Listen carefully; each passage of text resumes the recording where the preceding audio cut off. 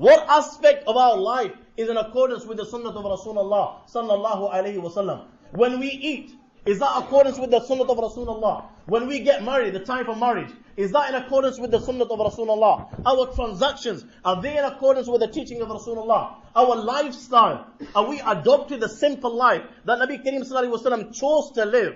In spite of the fact that Allah was prepared to change the mountains into gold and silver for him, or has the razzmatazz of the dunya got the better of us? Our faces, our clothing, every aspect of our life, how much is it in accordance with the sunnah of Rasulullah? My friends, if each and every individual was to pose this question to himself and ask this question to himself in every aspect of life, he will realize how dear the sunnah of Rasulullah sallallahu alaihi wasallam is to him, and how significant and what value he has for the sunnah of Rasulullah sallallahu alaihi wasallam.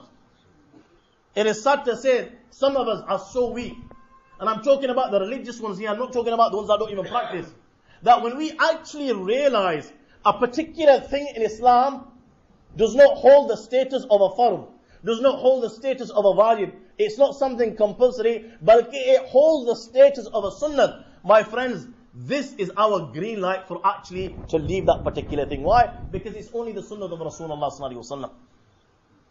If this is not belittling the sunnah, if this is not degrading the sunnah, if this is not looking down upon the teachings of Rasulullah, that we look at them as if it's something that we can do without. And at all times, we're giving, when it comes to eating, we're giving preference to other ways, over the ways of Rasulullah. When it comes to marriage, we are giving preference to other cultures and other ways, according to the ways of Rasulullah. When it comes to transactions, we are giving preference to other ways, the way Rasulullah sallallahu alaihi wasallam would do. If this is not, looking down and belittling the sunnah, then what is, my friends? This mentality is so dangerous that it is detrimental for one's dunya, and it is detrimental for one's akhirah, for one hereafter. Never mind troubling Rasulullah sallallahu alaihi wasallam. Never mind looking down upon the sunnah of Rasulullah. Never mind bringing any taklif to the Messenger of Allah. My young friends, Allah cannot even tolerate the harming of a wali, or the troubling of just one of his friends. Wali, a special friend of Allah. So much so that Allah has declared war upon a person. Man aada li waliyan faqad aadhantuhu bil harb. Allah has declared war on that individual who gives trouble to any one of his friends. So much so that hadith clearly states that Allah becomes the eyes with which he looks, Allah becomes the ears with which he hears, Allah becomes the hand with which he touches, and Allah becomes the feet with which he walks. And then never mind the next world or the hereafter, my friend, 99.9% Allah takes care of that individual in this world, and Allah takes care of him in the next world. I can give you millions of examples.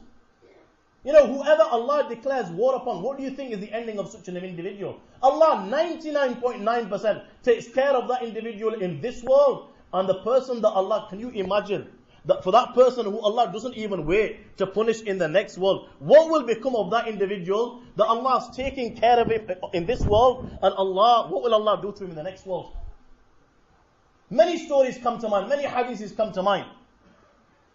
Aus, one of the companions of Rasulullah sallallahu alaihi wasallam, Sayyidina Sa'id ibn Zayd radiyallahu ta'ala anha, was accused by a woman for having taken a piece of her land.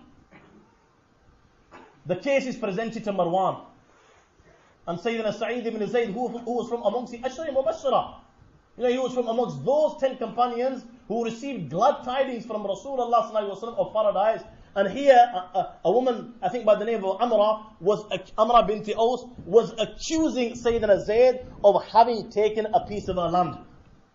The case is presented to Marwan, and Sayyidina Sa'id ibn Zayd radiyallahu ta'ala comes to Marwan and says, "O Marwan, how could I take her piece of land when I am the one that relates from Rasulullah sallallahu alaihi wasallam the hadith that whoever takes a piece of land unjustly which belongs to someone else, on the day of judgment the 7 earths will be placed around his shoulder, and he will have to carry the weight on the day of judgment. When I am the one that relates this particular hadith from Rasulullah sallallahu alaihi wasallam, O Marwan, how could I take her piece of land?" Marwan said, "I've heard enough."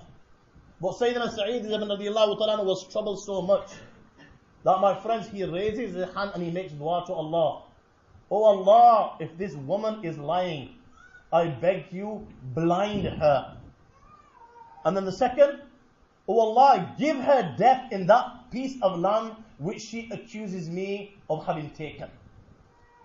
You know, when you trouble any friend of Allah, then Allah becomes the eyes with which He looks, the ears with which He hears, the feet with which He touches, and the hands with which He touches, and the feet with which He walks, and Allah responds. The narrator, the hadith in Sahih Muslim, the narrator says, I saw that woman, she became blind as a result of the dua of Sayyidina Sa'id ibn Zayd radiallahu ta'ala. Not only did she become blind, she would go around and beg for pennies, and she would actually tell people, I have been cursed by Sa'id ibn Zayd radiallahu ta'ala an. And not only this, the second thing he said, oh Allah, give her death in that land which she accuses me of having taken.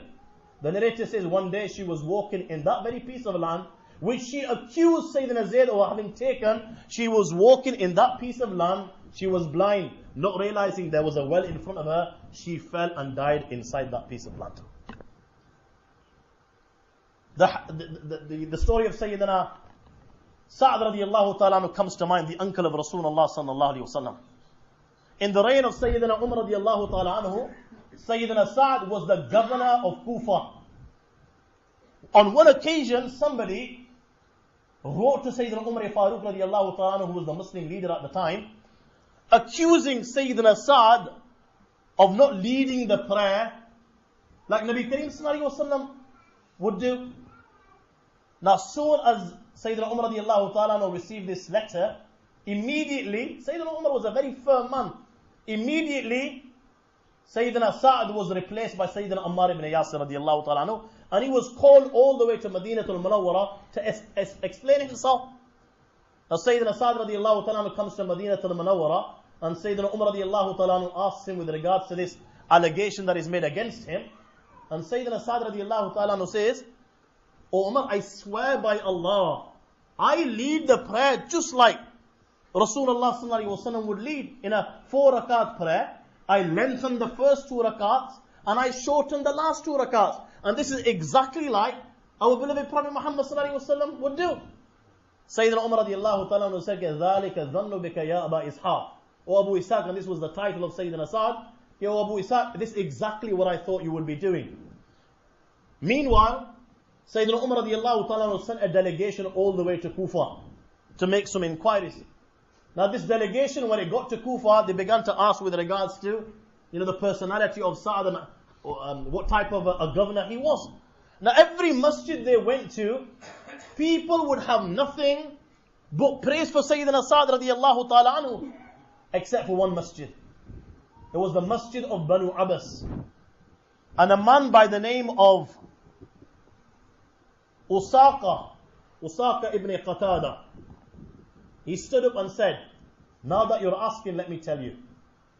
And he accused Sayyidina Sa'd radiallahu ta'ala anhu unjustly of 3 things. He said, فَإِنَّ سَعْدًا لَا يَسِيرُ بِالسَّرِيَّةِ.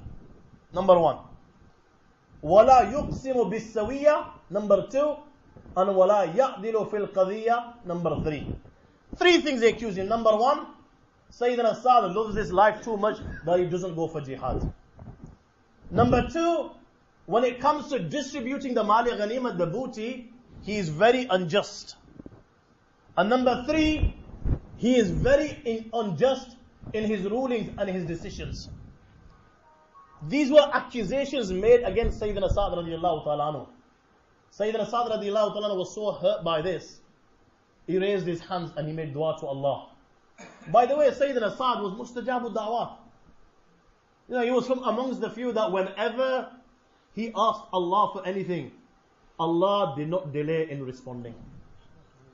And you will see many a narration where whenever he prayed, his dua was answered. And on this instance as well, he raised his hand and he prayed, O Allah, Allahumma in kana abduka hadha kadiban qama raya'an wa sum'atan fa'atil umrahu wa atil faqrahu wa arrizu bil fitan. O Allah, in kana abduka hadha kadiban, if this servant of yours is lying, and the only reason he's making these accusations is so that he becomes famous, and for sure this is why he's doing this, then oh Allah, فَأَتِلْ أُمْرَهُ, I want you to give him a long life. He accuses me of loving the dunya and not wanting to die, and that's why I don't go for jihad. Oh Allah, give him a long life. وَأَتِلْ فَقْرَهُ, he accuses me of greed and accumulating wealth and not distributing the booty. Oh Allah, give him and lengthen his poverty. So he has to beg. وَأَرِّزْهُ بِالْفِتَنِ, and oh Allah, send trials and tribulations upon him. He accused As-Sa'd radiallahu ta'ala anhu of loving the dunya and loving this life. Allah gave him such a long life that the narrator says, his eyebrows, even they were hanging over his eyes, and he could not see where he was going till he did not raise his eyebrows. وَأَتِلْ فَقْرَهُ, and he would go around begging for pennies. This is how Allah lengthened his poverty. And he would actually go around saying people, Sheikhun Kabirun Maftoon Asabatni Da'watu Sa'ad. Sheikhun Kabir, I'm an old man, Maftoon in fitna. The curse of Sa'ad has hit me. Yeah. Even in this old age, when he couldn't even see where he was going, when it came to young women, he would tease them. And this is how Allah would send trials upon him. A man came to Sayyidina Imam Hanifa rahmatullahi alayhi on one occasion, and he was from amongst the enemies of Imam Hanifa rahmatullahi alayhi. And he came to Imam Hanifa rahmatullahi alayhi and he asked him for his mother's hand in marriage. Now his objective at the time was none other than to trouble Imam Hanifa rahmatullahi alayhi, because at the time Imam Hanifa rahmatullahi alayhi's mum was a very old woman and she was not in a position of getting married. And his objective was to harm him and to hurt him. And he comes like this and he's asking Imam Sahib, okay, I want to marry your mum. Now what was Imam Sahib going to say in response? He placed a stone on his heart and he says, you know what, I'll go inside and ask my mother. Now why was Imam Sahib going to ask his mother and give his mother's hand, give his mother married to this man? He placed a stone on his heart and he went in for a short while and he came back outside only to find the man is dead. When Allah takes it upon himself and declares war, then my friends, 99.9% Allah takes care of that individual. He takes care of him in this life. And the thing I want you to bear in mind is, if Allah can't even wait for the next life and Allah takes care of him in this life, then what do you think Allah has in store for this individual when Allah gets his hands onto him in the next life? Taqiyuddin ibn Daqiq al-Eid was a master of hadith in his time. A man came and insulted him. Taqi ibn Daqiq al-Eid, this is what he had to say to him 3 times. The man came and insulted him. Taqiyuddin ibn Daqiq al-Eid, he said to him, my friend, you have killed your own self. My friend, you have killed your own self. And then he repeated the 3rd time, my friend, you have killed your own self. 3 days after, this man was dead. Very recently at the time of partition, Maulana Sheikh Ahmed Ali rahmatullahi alayhi, whose sons are alive to this very day. At the time of partition, I'm sure you're aware, there was 2 different opinions. There were those who were in favor of partition, Pakistan and Hindustan, and there was those that were not in favor of partition. And amongst the ulama, there was also 2 groups, and everybody had a valid reason. Now, Maulana Sheikh Ahmed Ali rahmatullahi alayhi had his own opinion. There were some people that were against him. And some of them stooped so low that on one occasion, Maulana Sheikh Ahmed Ali rahmatullahi alayhi was on a journey, and they came before him, and the person took off his clothes, and to humiliate Maulana Sheikh Ahmed Ali rahmatullahi alayhi, he started dancing before him naked. Now, Maulana Sheikh Ahmed Ali rahmatullahi alayhi, a true scholar, did not say anything to him. But my friends, this was too much for the Lord of the Arsh and Kursi. Allah was watching what was happening. Allah becomes the eyes with which they look, the ears with which they hear, the hands with which they touch, the feet with which they walk. Time passes, the same individual is now at the feet of Maulana Hussain Ahmad Madani rahmatullahi alayhi, and he is begging literally for forgiveness.